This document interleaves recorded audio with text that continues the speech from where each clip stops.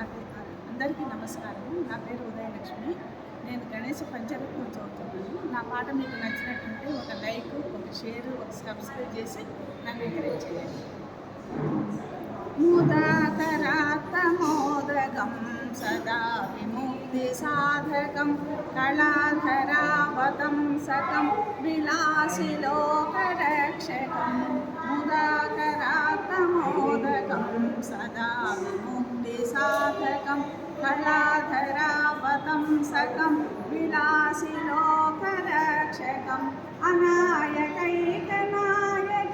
వినాశితే భదైత్యకం నతాసుభాసునాశకం నమామి తం వినాయకం. నమామి తం వినాయకం. నతేతరాదిభీకరం నవోదితార్కభాస్వరం నమః సురారినిర్జరం నతాధికాపదుధరం సురేశ్వరం విధీశ్వరం గజేశ్వరం గణేశ్వరం మహేశ్వరం తమాశ్రయే పరాత్పరం నిరంతరం. పరాత్పరం నిరంతరం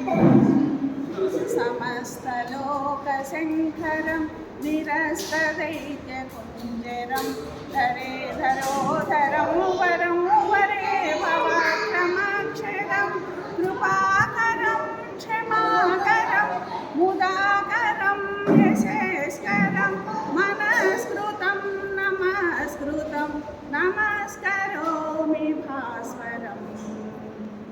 నమస్కరోమి భాస్వరం. అకించనాకిమాచనం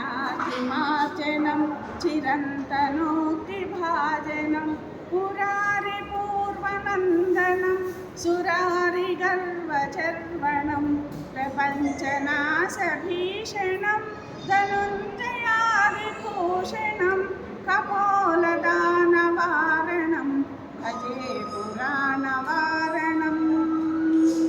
భజే పురాణవారణం.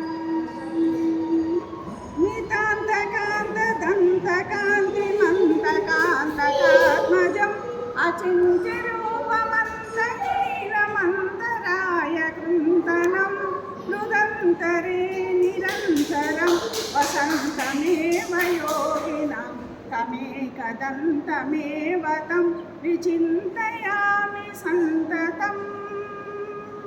విచింతయామి సంతతం.